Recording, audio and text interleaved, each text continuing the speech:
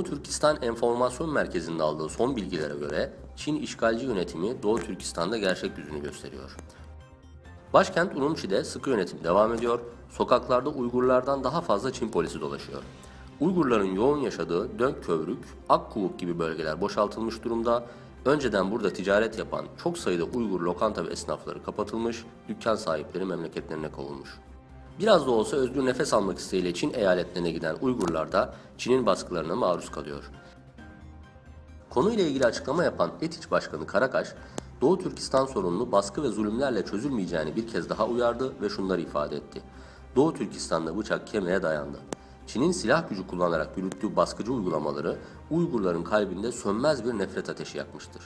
Doğu Türkistan sorununu çözmenin tek yolu Çin polisinin şiddeti uygulaması değil, tam aksine Uygurların makul taleplerinin karşılanmasıdır dedi. Çinli yatırımcılar Kırgızistan'da tarım kompleksi inşa ediyor.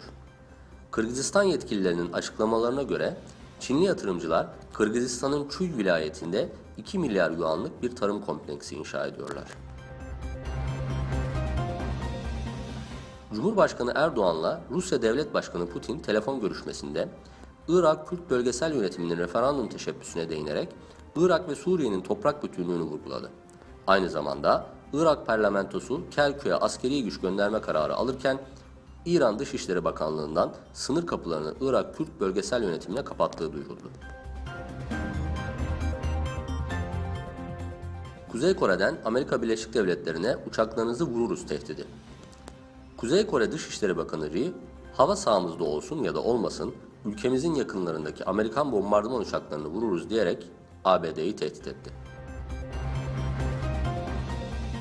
Tataristan Cumhurbaşkanı Rustem Minnihanov ve beraberindeki heyetin Özbekistan'a gerçekleştirdiği iş ziyareti kapsamında gerçekleştirilen foruma Özbekistan ve Tataristan'dan üst düzey yöneticiler ve iş adamları katıldı.